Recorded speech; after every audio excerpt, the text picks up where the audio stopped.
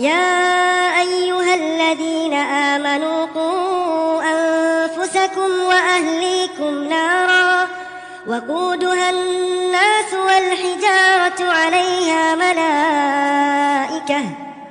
عليها ملائكة غلاظ شداد